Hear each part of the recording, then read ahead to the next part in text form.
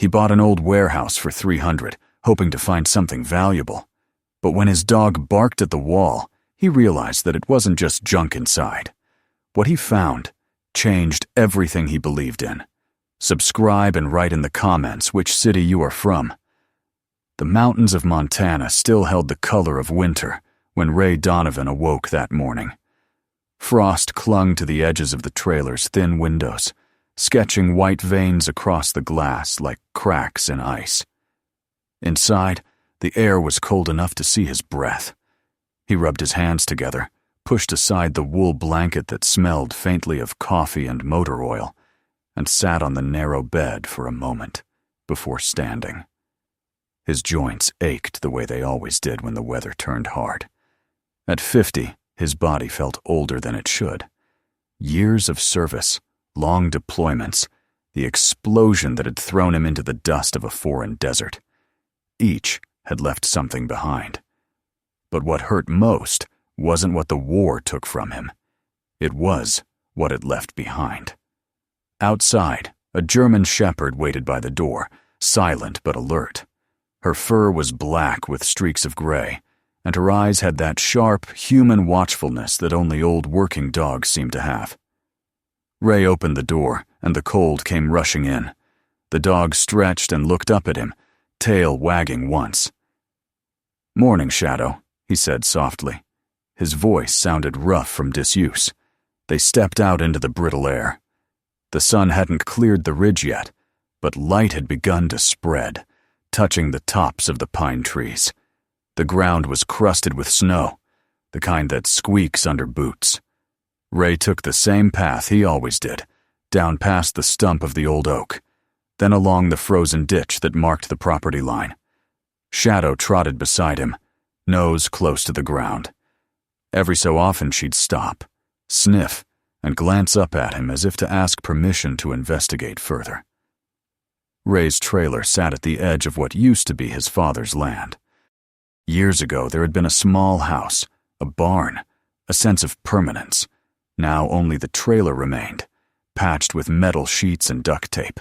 His father had died while Ray was overseas, and by the time he'd come back, everything worth keeping had been sold to pay off hospital bills.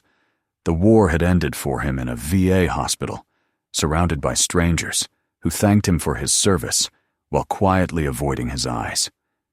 When he returned to civilian life, he learned that silence was the only language most people wanted from veterans.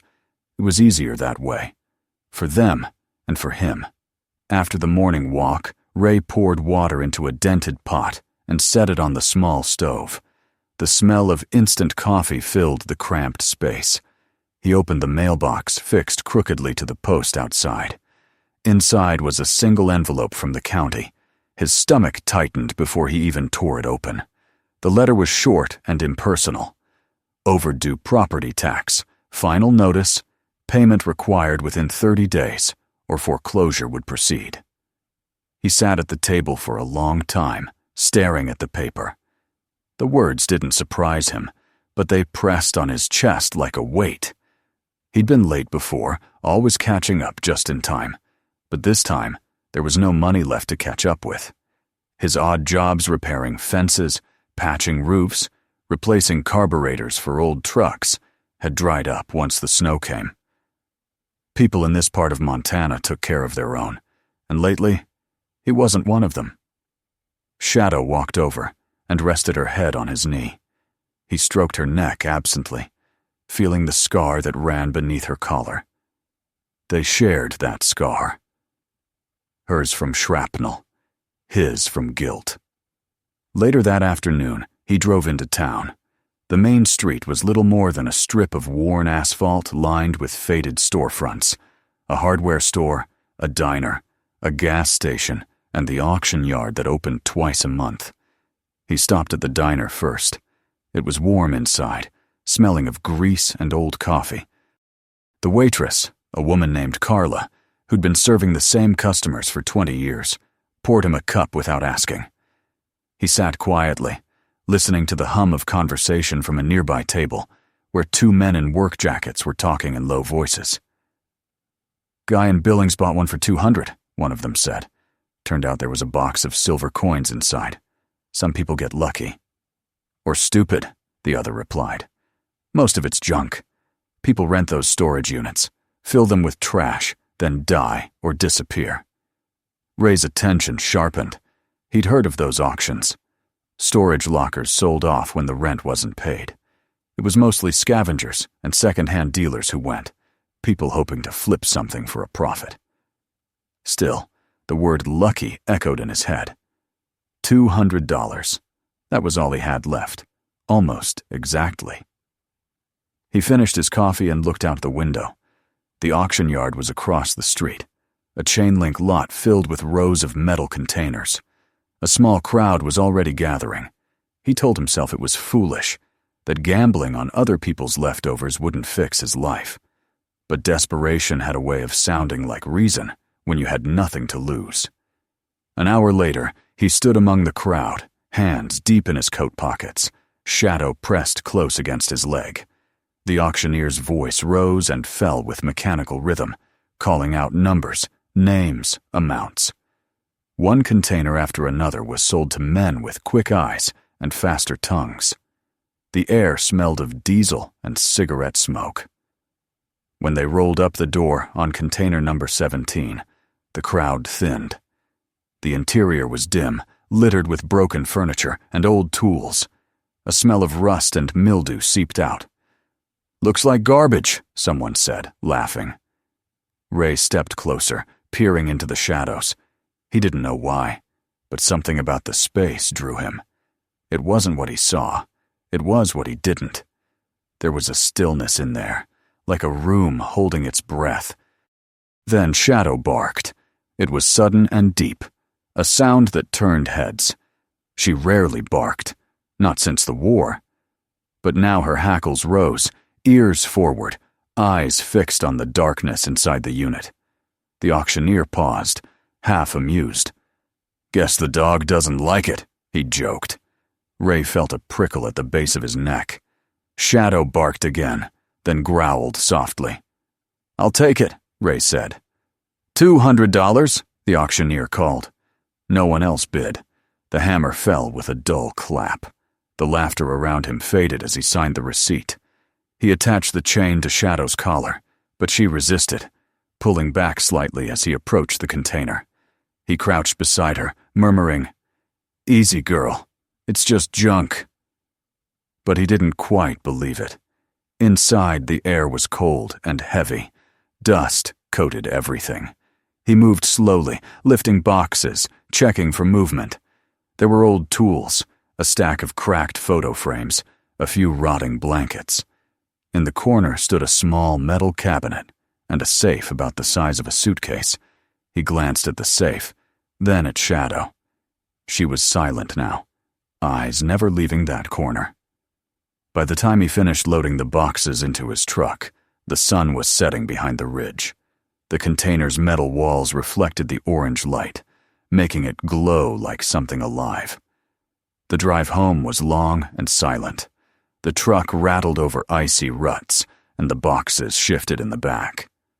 Ray glanced in the rearview mirror once or twice, half expecting to see movement behind him.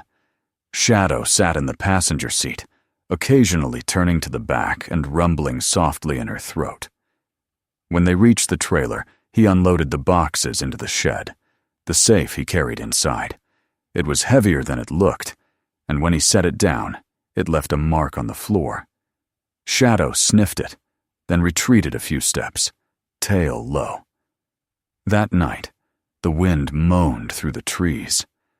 Ray sat at the table with a flashlight and a crowbar. The safe had no keyhole, just a dial rusted in place. He wedged the crowbar under the edge, leaned with all his weight, and the lock gave with a hollow snap. Inside lay a stack of papers, a few military medals, and a sealed envelope with a government seal. Underneath them was a small black and white photograph, an army man holding a child in his arms, smiling. The name scrawled on the back read, Thomas Marlowe. Ray stared at the medals, a bronze star, a purple heart. They weren't junk. They were pieces of someone's life. He opened the envelope. Inside was a letter, yellowed at the edges. The handwriting was neat but urgent. If you're reading this, it means I didn't make it. They're watching. Don't trust anyone in command. The proof is with me. Find it before they do. There was no signature, but the initials, TM, were scrawled at the bottom. Ray read the note 3 times, each time slower than before. His heart thudded quietly, not from fear, but from recognition. He'd heard that name before. Marlowe, a sergeant who'd served in a different unit but on the same base. A rumor had gone around once, a suicide in a motel, something to do with classified shipments gone missing. The details had vanished into silence, like so many things after the war. He leaned back, rubbing his temples. The air felt heavy, like the moments before a storm. Shadow padded over and rested her head on his lap. Her eyes reflected the faint glow of the flashlight. "You think we opened something we shouldn't have?" he whispered.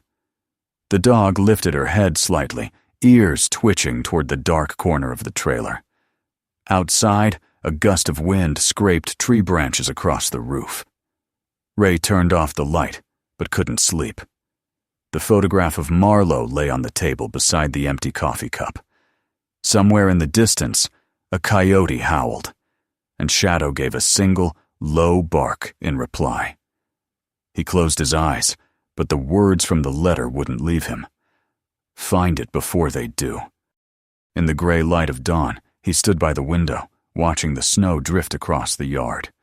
Shadow sat by the door, alert and waiting. "All right, girl," he said quietly. "We're going back there." He didn't know what he expected to find in that container, or why the dog had barked as she did. But something inside him had shifted. For the first time in years, he felt the stir of purpose, thin but alive, like a pulse returning after too much silence. The coffee tasted bitter that morning, but it woke him. He gathered his coat, his gloves, his flashlight, and the keys to the truck. Shadow waited by the door, tail motionless. When he opened it, the wind hit his face like a slap. He looked back at the safe, now empty except for the dust it had carried. There were questions locked inside that photo, inside that name. And maybe, just maybe, the dog had sensed it before he had. He stepped outside, the snow crunching under his boots, and Shadow trotted beside him. The cold air burned his lungs, but he felt strangely awake. The sun was rising through a veil of gray clouds, and the world seemed poised on the edge of something unseen. As he started the engine, the old truck coughed and groaned but came to life. He looked at the dog and nodded. "Let's see what's really hiding in there." The road wound back toward town, through stretches of pine and silence. Shadow sat upright, ears pricked toward the horizon. Behind them, the faint echo of her first bark seemed to linger in the wind. A warning, a summons, or perhaps the beginning of something that had been waiting a long time to be found. The road to the storage yard cut through a valley wrapped in silence. Snow covered the fields, untouched except for the faint trails of deer crossing toward the tree line. The truck's engine hummed steadily, its tires crunching over the frozen gravel. Ray Donovan kept both hands on the wheel, his breath fogging the windshield despite the heater's weak effort. Beside him, Shadow sat alert and rigid, her eyes fixed on the road ahead. The sun had not yet burned through the gray haze of morning, and the world felt caught between night and day. When they reached the yard, it was deserted. The chain-link gate stood half open, its hinges creaking in the wind. The tracks from yesterday's trucks had already been softened by the overnight snow. Ray parked near Container 17 and killed the engine. For a moment, neither he nor the dog moved. The silence felt deeper than before, as though something unseen waited beyond the thin walls of metal and frost. "All right, girl," he murmured, stepping out into the cold. The air bit at his cheeks. Shadow followed, her breath visible in small, quick clouds. Together they crossed to the container. The padlock hung open where he had left it. He lifted the latch and slid the door up. It groaned, metal grinding against metal, and a wave of cold air spilled out. The smell of rust and dust was stronger now, mixed with something faintly organic old fabric, maybe. Or mold. The inside looked exactly as it had the day before, yet different somehow. Sunlight filtered through the thin layer of frost on the walls, giving the space a dull silver glow. Ray pulled out his flashlight and began to go through the boxes more carefully. Most held nothing but scrap metal, corroded tools, or faded newspapers. He stacked them outside one by one, listening to the hollow echo of each movement. Shadow wandered to the back corner. She sniffed, ears flicking, then barked once low, sharp and certain. Ray turned the beam toward her.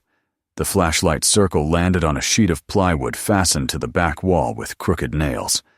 It didn't match the rest of the structure. He stepped closer, touched it, and felt the rough grain of wood, newer than the surrounding walls. His pulse quickened. "Good girl," he said quietly.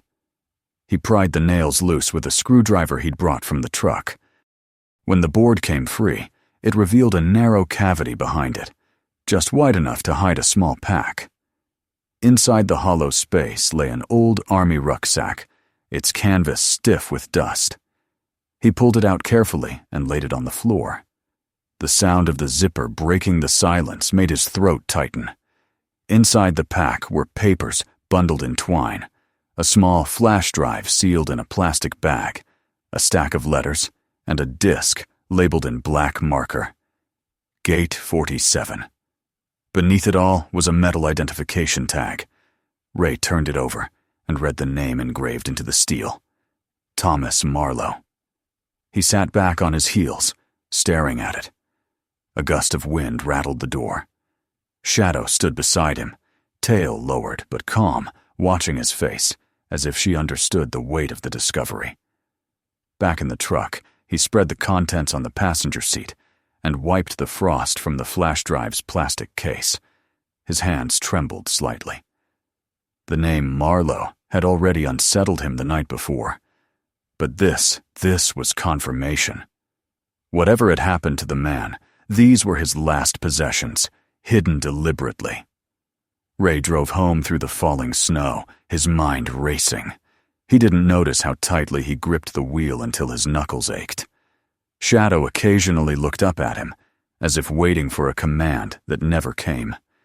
In the trailer, he plugged the flash drive into his old laptop.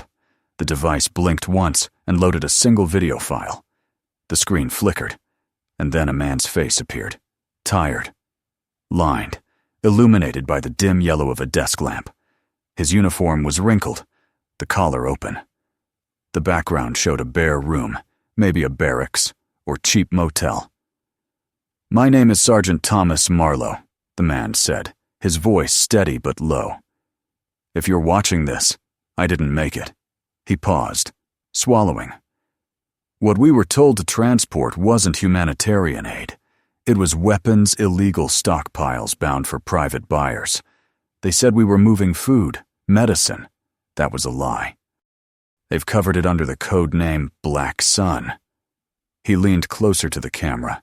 His eyes darted off screen, as if he'd heard something. "If they catch me, this won't get out. But the evidence is real. The coordinates are in the file labeled Gate 47. Give it to Linda. She'll know what to do." The image cut to static and ended. Ray sat motionless. The sound of his own breathing filled the silence. He felt the strange clarity that came when adrenaline replaced fear. He knew corruption existed, every soldier did. But seeing it laid bare by another man's final confession was different. The dead always spoke louder. He clicked through the flash drive again, but found nothing else. The disc, labeled Gate 47, lay beside him. He didn't have a player for it. It would have to wait. He turned off the laptop, rubbed his temples, and looked down at Shadow. She was lying near the door, her body coiled as if ready. "Guess we're in it now," he said softly. That night, he couldn't sleep. He kept hearing Marlowe's voice repeating, "Give it to Linda." He wondered who she was, the wife, most likely. He tried searching her name online but found nothing more than an old obituary mentioning, "Survived by wife Linda Marlowe of Avery, Idaho." A small town, not far, maybe 4 hours' drive if the weather held. He glanced at the clock. 2 a.m. The wind had picked up outside, scraping branches against the metal siding. Shadow growled once, low and distant, then settled again. By dawn, he had made his decision. He gathered the dog's leash, a thermos of coffee, and the evidence: the rucksack, the medals, the flash drive. The letter from the safe he folded into his pocket. The truck's engine resisted the cold, coughing before catching. The drive to Avery wound through mountain passes half buried in snow. The roads narrowed, lined with pine and the occasional billboard, warning about avalanches. Shadow sat quietly, her gaze fixed on the horizon. Sometimes Ray spoke just to fill the silence, but his words felt small against the vastness around them. When they finally reached the town, it looked almost deserted rows of shuttered shops, a single gas station, a post office with peeling paint. The address he'd found led to a modest house at the end of a side street. A rusted mailbox bore the name Marlowe. He parked by the curb and sat for a moment, watching the smoke from the chimney curl into the gray sky. Then he opened the door and stepped out. Shadow followed, her paws crunching in the snow. He knocked twice. No answer. He was about to leave when he heard footsteps inside. The door opened a few inches, and a woman's wary eyes met his. She was in her early 40s, her hair pulled back, face pale from the cold. "Yes. Mrs. Marlowe?" Her hand tightened on the edge of the door. "Who are you?" "My name's Ray Donovan. I served overseas. He hesitated, unsure how to say it. "I bought a storage container at an auction. I think it belonged to your husband." The suspicion in her eyes gave way to confusion, then something like fear. "You found..." "What, exactly?" He reached into his coat and took out the metal tag. Her breath caught when she saw it. She opened the door wider, gesturing him inside. The house smelled faintly of wood smoke and tea. The living room was tidy but sparse, as if maintained out of duty rather than comfort. She stared at the dog for a long moment before motioning to the couch. "Sit." Ray told her everything, how he'd found the container, the safe, the letter, and the video. He showed her the medals and the rucksack. When he mentioned the words, "Black Sun," she pressed her hand to her mouth. Tears gathered at the corners of her eyes. "He told me he was close to exposing something," she whispered. "Said it would make things right for people who'd been used. I thought he'd lost his mind." "He didn't," Ray said quietly. "He was telling the truth. I saw the recording myself." She nodded slowly, her eyes distant. "After he died, they said it was suicide. But I knew it wasn't." The silence between them grew heavy. Outside, the snow began to fall again, coating the world in a soft white hush. After a long pause, she said, "What are you going to do with it?" "I don't know yet," he admitted, "but I'm not letting it vanish again."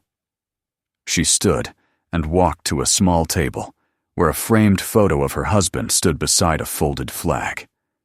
"They took everything from him," she said, her voice trembling. "Everything but his name. And even that they tried to stain."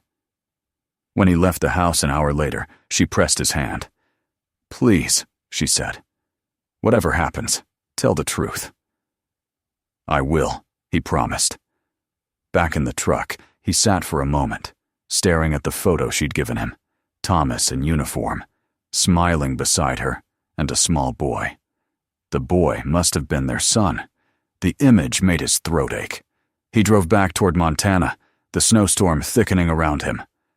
Halfway through the pass, his phone buzzed with a call from an unknown number. "Donovan," a rough voice said when he answered. "This is Hale. You don't know me, but I hear you found something that belonged to Tom Marlowe." Ray frowned. "Who told you that?" "Doesn't matter. I used to work cases like his before I retired. You're sitting on something dangerous, son. We should talk." They met that evening in a diner off the highway, the kind of place where coffee was endless and nobody asked questions. Hale was in his 60s, his hair silver and cropped close. He had the look of a man who'd seen too much and learned to keep most of it to himself. He listened without interrupting as Ray explained what he'd found. When he showed him the flash drive and the disk, Hale's expression hardened. "This is bad," the older man said finally. "Black Sun wasn't supposed to exist. It was an off-the-books project, high level. If you have proof, someone will want it destroyed, and maybe you with it." Ray felt the room shrink around him. "Then, we expose it." Hale gave a dry laugh. "You think truth wins in these stories? It doesn't. It just bleeds slower." He leaned forward, lowering his voice. "Still, there might be a way.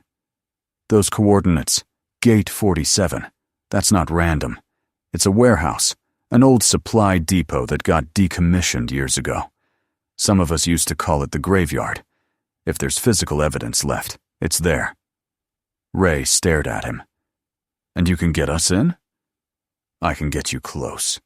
But once we step in, we don't step back." Outside, the wind had picked up, scattering dry snow across the parking lot. Shadow sat by the truck, watching the window with that patient stillness that never wavered. Ray looked down at the flash drive in his hand. "I already started this," he said. "I won't stop now." Hale nodded once. "Then we move at night. Bring the dog." Later, driving back toward the mountains, Ray felt the old pulse of purpose stirring again, the same rhythm that once kept him alive overseas. But beneath it was something darker, a memory of loss and the faint echo of Shadow's bark from that first day. It hadn't been warning him away. It had been calling him toward the truth.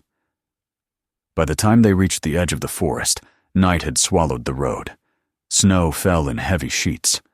Ahead, the abandoned depot waited, its rusted roof barely visible through the trees. Ray turned off the engine. The sound of the storm filled the silence. He glanced at Shadow, who lifted her head and looked toward the dark shape ahead. Her ears twitched, and a low growl rumbled in her chest. "Yeah," Ray said quietly. "I feel it too." He reached for the flashlight, checked the pistol in his coat pocket, and stepped out into the snow. Shadow followed without hesitation. Together, they walked toward the old building where the answers and danger waited, their footprints vanishing almost as soon as they were made. The night was bone cold, the kind that silenced even the wind. The abandoned depot loomed ahead like a dying beast, its corrugated roof bent and scarred by rust. A single lamppost stood crooked near the gate, its bulb long dead. Snow drifted in slow spirals across the clearing, and the silence pressed down so thickly that even the crunch of Ray's boots sounded too loud. He moved carefully, his breath misting in front of him, the beam of his flashlight slicing through the darkness. Shadow stayed close, her black fur dusted with frost, her movements fluid and cautious. The dog's breath came in steady puffs, ears twitching toward every faint sound beyond the trees. Behind them, Hale followed at a deliberate pace, his gloved hand resting on the strap of his old service rifle. They hadn't spoken since leaving the truck. There was no need to. Both men understood the gravity of what they were about to uncover. The air itself felt charged, the kind of tension that Ray remembered from combat patrols, the quiet moments before everything turned violent. The front entrance was chained shut, but a side door near the loading bay hung slightly ajar. Ray pushed it open and slipped inside. The beam from his flashlight landed on a corridor of concrete walls, streaked with rust and age. The air was heavy with the smell of oil and dust. Somewhere, water dripped in the distance, echoing like the slow ticking of time. They advanced in silence, boots scraping against the gritty floor. The main storage hall stretched out before them, vast and empty, with rows of rusted shelves and overturned crates. Dust rose from their steps in lazy spirals. The roof above sagged in places where snow had gathered. On one wall, the faded letters Gate 47 were still visible, half hidden by grime. Ray's pulse quickened when he saw it. "This is it," Hale whispered, stepping ahead. They approached a series of locked metal cabinets near the far wall. The locks were newer than the building itself, shining faintly under the flashlight. Hale crouched and studied them. "Military issue," he murmured. "Still active. Someone's been here more recently than they'd admit." Ray scanned the floor. Fresh boot prints. Faint but clear led toward a small office at the back of the hall. The tracks were shallow, dust displaced, but not covered by new debris. That meant less than a week old. He gestured to Hale, who nodded grimly. They moved toward the office, Shadow slipping silently beside them, her nose close to the ground. When they reached the door, Ray pushed it open slowly. The hinges groaned. Inside, the room was small and windowless, filled with the stale scent of paper and old coffee. A desk stood in the center, covered in files and empty folders. A single monitor sat on top, its screen cracked but faintly glowing. Someone had left the power connected to a portable generator humming faintly in the corner. Ray approached the monitor, brushing away dust. The desktop showed a single open directory, Black Sun Archive. He felt the hairs on the back of his neck rise. Hale came beside him, his weathered face hardening. "Download everything," he said. Ray plugged in the flash drive they had brought, the same one that had held Marlowe's recording. The progress bar began to move slowly, the minutes stretching endlessly. The hum of the generator filled the silence. Outside, the wind shifted, slamming against the metal siding with a dull thud. Shadow stiffened, her head snapping toward the hallway. She gave a low growl. Ray froze. Hale's hand went immediately to his rifle. The dog's body tensed, muscles coiling like a spring. Then came the sound-faint footsteps, crunching across the concrete. Not echoes of their own, but deliberate, heavy, closing in. "Someone's here," Ray whispered. Hale nodded once. "Get the data. I'll cover." The progress bar inched forward, maddeningly slow. The footsteps drew closer, stopping just outside the office. A flashlight beam swept across the hall, cutting through the darkness. Voices followed. Low, male, purposeful. "Check the room at the end," one said. "The file should still be here." Ray's heart pounded. Whoever they weren't scavengers. They knew exactly where to go. He unplugged the flash drive just as the download hit 90%. The screen went black. Hale motioned him toward the corner. They pressed against the wall as the door creaked open. A man in tactical gear stepped inside, his face shadowed beneath a hood, rifle raised. His flashlight swung across the room and stopped on the humming generator. "Someone's here," he hissed. Before he could turn, Hale struck. The butt of the older man's rifle connected hard with the intruder's jaw, sending him sprawling. Shadow lunged, teeth flashing in the dim light, pinning the man's arm before he could reach for his weapon. Another voice shouted from the hall, and gunfire erupted. Sharp, echoing bursts that ricocheted off metal. Ray grabbed Hale's shoulder. "We need to move." They ducked out through a side door as bullets tore through the walls. Shadow stayed close, growling low but steady. They ran down the narrow corridor, the sound of pursuit growing behind them. Ray's hip flared with pain, but adrenaline pushed him forward. The cold night air hit them as they burst through a rear exit, stumbling into the snow. "Truck's that way," Hale panted, pointing toward the tree line. They sprinted across the clearing. Shadow darted ahead, her paws barely sinking into the snow. Behind them, the shouts of men grew distant. One shot cracked the air, followed by another. Ray heard something whistle past his ear, and then the sharp cry of pain from Hale. He turned to see the older man stumble, clutching his shoulder. Blood darkened his coat. "Go!" Hale shouted. "Don't stop for me!" Ray grabbed his arm, pulling him forward. "Not leaving you!" Shadow circled back, barking furiously at the shadows emerging from the depot. Her voice was a blade in the dark, slicing through the storm. Ray half-dragged Hale toward the trees. The truck was only 50 yards away now. Another shot rang out, and snow exploded near his feet. Shadow lunged toward the gunfire, her growl deep and guttural. The men hesitated, startled by the sudden fury of the black shepherd. Ray took the chance, hauling Hale into the truck and slamming the door shut. "Shadow!" he yelled through the open window. "Come!" The dog broke away and bounded toward them just as another shot cracked the air. She leapt into the bed of the truck, landing heavily.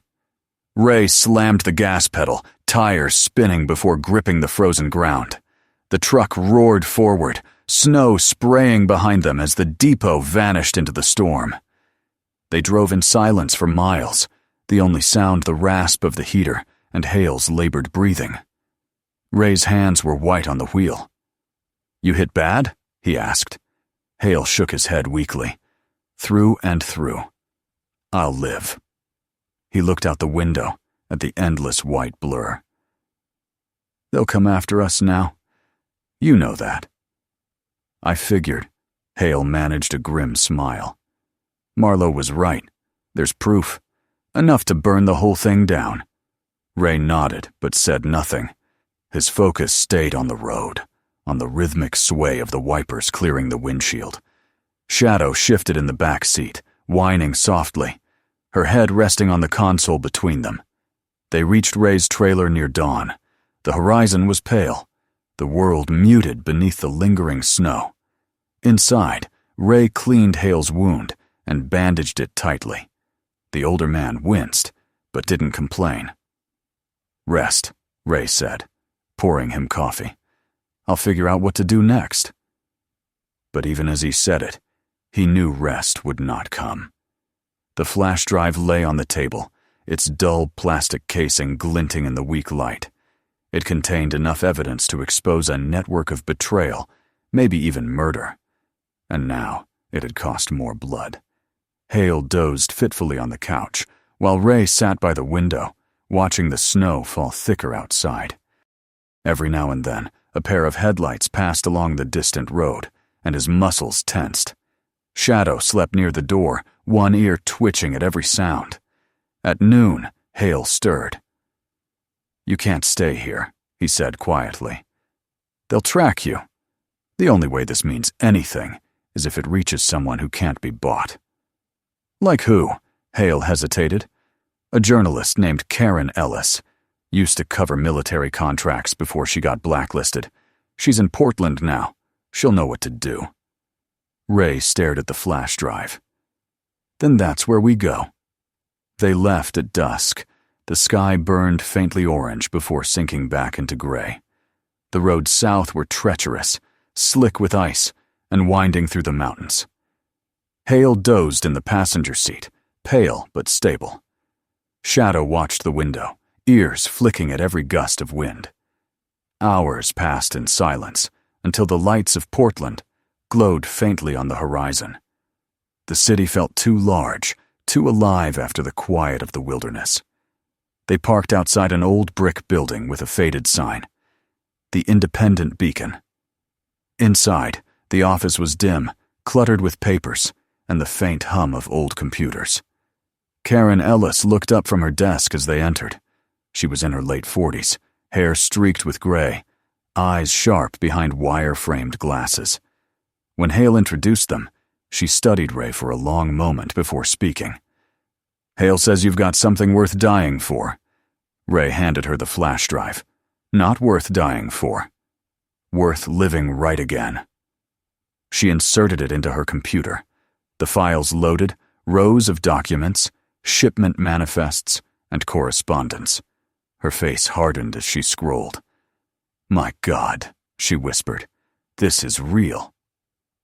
"They'll come for it," Hale warned. "They always do," she replied, already typing. "But once this goes live, they can't bury it anymore." They stayed through the night, sorting files, backing up data, preparing for release. Outside, rain began to fall, washing away the remnants of snow. Dawn found Ray standing by the window, Shadow beside him. The dog pressed her head against his leg, sensing the heaviness in his stillness. He thought of Marlowe's wife, of her quiet courage, of the promise he'd made. He thought of the years he'd spent fighting battles that weren't his to win, and how this single act of truth felt like redemption. When the article went live that morning, it spread faster than anyone expected. Black Sun exposed. Government contractors linked to illegal arms and veteran cover-ups. Within hours, the story reached national headlines. Hale watched in silence, a faint smile tugging at his mouth. Karen exhaled deeply, relief and fear mingling in her eyes. Ray sat quietly, one hand on Shadow's head. The dog looked up at him, her amber eyes steady and calm. Outside, the city buzzed with the noise of awakening, the hum of cars, and life returning. A knock came at the door later that day. It wasn't the police. It was Linda Marlowe, wrapped in a heavy coat, her eyes red from travel and tears. She had seen the news. She stepped forward and embraced Ray without a word. "Thank you," she whispered. "You gave him his voice back." Ray swallowed hard. "He earned it himself. I just carried it the last mile." When she left, the sky had cleared. Hale decided to stay behind, working with Karen to prepare further releases. Ray loaded Shadow into the truck once more. The city lights receded behind them, replaced by open fields and quiet roads. He didn't know where they were heading. Maybe Oregon's coast. Maybe just far enough to breathe again. But it didn't matter. As evening fell, he pulled over near a rest stop overlooking a frozen lake. The world was still, and the water beneath the ice reflected the faint light of the moon. Shadow sat beside him, her head resting against his knee. "We did what we could, girl," he said softly. "That's all anyone can do." The dog gave a small whine, as if in agreement. Ray looked out at the horizon. For the first time in years, he felt the weight of his oath lift, not forgotten, but fulfilled. The silence around them no longer felt empty. It felt like peace. He closed his eyes, the memory of Marlowe's words echoing faintly in his mind. Never leave a partner behind. When the wind shifted and snow began to fall again, Ray smiled faintly and started the truck. The engine's low rumble carried into the distance, a steady rhythm against the quiet of the world. And as they drove on into the fading light, the dog lay calm at his side, the road unfolding ahead like a promise kept. If this story moved you, make sure to subscribe so you never miss the next one. Take a moment to watch the next story waiting for you right now. There are so many more voices worth hearing. And don't forget to share this video with your friends and family. Some stories are too powerful to keep to yourself.